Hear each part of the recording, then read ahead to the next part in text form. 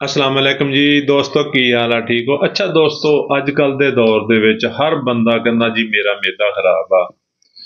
कोई कहंदा जी मेरे मैदे जलन हुंदी आ, कोई कहंदा जी तजाबियत होई पई आ, कोई कहंदा जी खाना नहीं हजम हुंदा। यानी कि मैदा इन्ने लोकां दा खराब आ कि तुहाडी सोच भी नहीं। हर तीसरे बंदे दा मैदा खराब आ, हर दूसरे बंदे दा मैदा खराब आ। जिहड़ा बिल्कुल तुहानूं तंदुरुस्त लगदा ना वो भी मैदे दी दवाई खांदा। ਤੇ ਦੋਸਤੋ ਕੋਈ ਬੰਦਾ ਹੀ ਹੋਊਗਾ ਸ਼ਾਜ਼ੋ ਨਾਜ਼ਰ ਜਿਹੜਾ ਮਿਹਦੇ ਦੀ ਦਵਾਈ ਖਾਣ ਤੋਂ ਬਗੈਰ ਗੁਜ਼ਾਰਾ ਕਰਦਾ ਹੈ।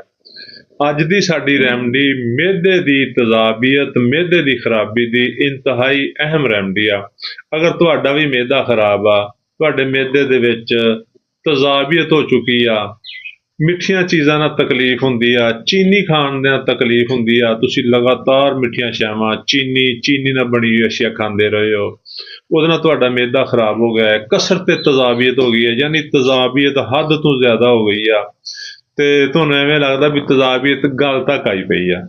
ਹੁੰਦਾ ਨਾ ਐਵੇਂ, ਰੋਟੀ ਖਾਂਦੇ ਹੋ ਤਜ਼ਾਬੀਅਤ, ਚਾਹ ਪੀਂਦੇ ਹੋ ਤਜ਼ਾਬੀਅਤ, ਇੱਥੇ ਤੱਕ ਪਾਣੀ ਪੀਂਦੇ ਹੋ ਤੇ ਫਿਰ ਵੀ ਤਜ਼ਾਬੀਅਤ ਮਹਿਸੂਸ ਹੁੰਦੀ ਆ।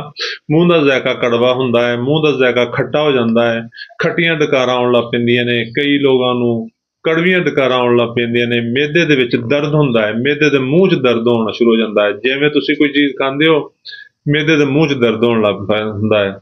ਤੇ ਦੋਸਤੋ ਬੱਚਿਆਂ ਦੇ ਵਿੱਚ ਸਬਜ਼ ਰੰਗ ਦੇ ਮੋਸ਼ਨ ਹੁੰਦੇ ਨੇ। ਇਹ ਜਿੰਨੇ ਵੀ ਤੁਹਾਡੀ ਤਕਲੀਫਾਤ ਨੇ ਮਿਹਦੇ ਦੀ, ਇਹ ਅੱਜ ਦੀ ਰੈਮਡੀ ਨੂੰ ਸਹੀ ਕਰ ਸਕਦੀ ਆ।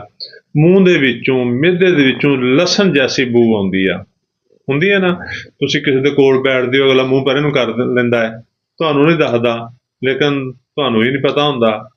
ਤੇ ਅਗਰ ਦੇਖਿਆ ਜਾਵੇ ਤੇ ਤੁਹਾਡੇ ਮੂੰਹ 'ਚੋਂ ਬੂ ਆਉਂਦੀ ਹੈ ਜਿਹੜੀ ਉਹਨੂੰ ਜਾਂਦੀ ਆ, ਤੇ ਉਹ ਫਿਰ ਮੂੰਹ ਪਰੇ ਨੂੰ ਕਰ ਲੈਂਦਾ ਹੈ।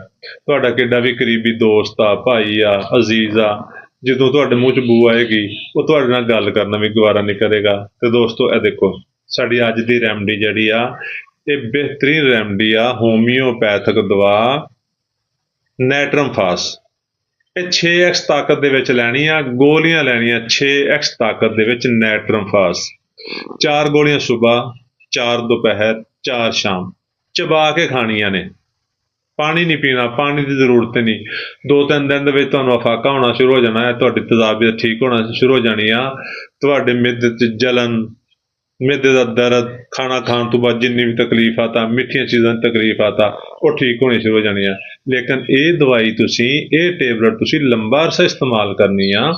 ਇਹ ਤੁਸੀਂ ਕਮ ਸੇ ਕਮ 1 ਮਹੀਨਾ ਇਸਤੇਮਾਲ ਕਰੋ। 4 ਗੋਲੀ ਸੁਬਹ, 4 ਦੁਪਹਿਰ, 4 ਸ਼ਾਮ। ਔਰ ਇਹ ਬੇਜ਼ਰਰ ਦਵਾਈ ਆ, ਇਹਦਾ ਕੋਈ ਨੁਕਸਾਨ ਨਹੀਂ। ਇਹ ਤੁਹਾਡੇ ਮਿਹਦੇ ਨੂੰ ਬਿਲਕੁਲ ਸਹੀ ਕਰ ਸਕਦੀ ਆ। ਬੱਚਿਆਂ ਨੂੰ ਸਬਜ਼ ਰੰਗ ਦੇ ਦਸਤ ਆਉਣ ਲੱਗ ਪੈਂਦੇ ਨੇ, ਇਹ ਉਹਨਾਂ ਨੂੰ ਵੀ ਸਹੀ ਕਰ ਦਿੰਦੀ ਆ। ਇਹ ਮਿਹਦੇ ਦੇ ਵਿੱਚ ਚੀਨੀ ਜਾਂ ਮਿਠਾਸ ਦੀ ਜਿੰਨੇ ਵੀ ਰਤੂਬਤਾਂ ਹੁੰਦੀਆਂ ਨੇ ਉਹਨੂੰ ਤਹਿਲੀਲ ਕਰ ਦਿੰਦੀ ਆ। ਚੂਨੇ ਵਾਲੀਆਂ, ਯਾਨੀ ਕਿ ਤੁਸੀਂ ਬੋਤਲ ਪੀਂਦੇ ਹੋ ਉਹਦੇ 'ਚ ਵੀ ਚੂਨਾ, ਚੀਨੀ ਖਾਂਦੇ ਹੋ ਉਹਦੇ 'ਚ ਵੀ ਚੂਨਾ, ਜਿਹੜੀਆਂ ਰਤੂਬਤਾਂ ਮਿਹਦੇ ਜਾ ਕੇ ਅੰਤਾਂ ਜਾ ਕੇ ਜਮ੍ਹਾਂ ਹੋ ਜਾਂਦੀਆਂ ਨੇ, ਨੈਟਰਮ ਫਾਸ ਨੂੰ ਤਹਿਲੀਲ ਕਰਕੇ ਤੁਹਾਨੂੰ ਸਿਹਤਮੰਦ ਬਣਾਉਂਦੀ ਆ। ਤੇ ਦੋਸਤੋ ਸਾਡੀ ਵੀਡੀਓ ਨੂੰ ਲਾਈਕ ਤੇ ਸ਼ੇਅਰ ਕਰੋ ਤਾਂ ਕਿ ਇਹ ਵੀਡੀਓ ਹੋਰ ਲੋਕਾਂ ਤੱਕ ਪਹੁੰਚੇ। ਸਾਡੇ ਅਕਾਊਂਟ ਨੂੰ ਫਾਲੋ ਕਰ ਲਓ ਤਾਂ ਕਿ ਤੁਹਾਡਾ ਔਰ ਸਾਡਾ ਰਾਬਤਾ ਰਵੇ। ਸ਼ੁਕਰੀਆ, ਅੱਲਾ ਹਾਫਿਜ਼।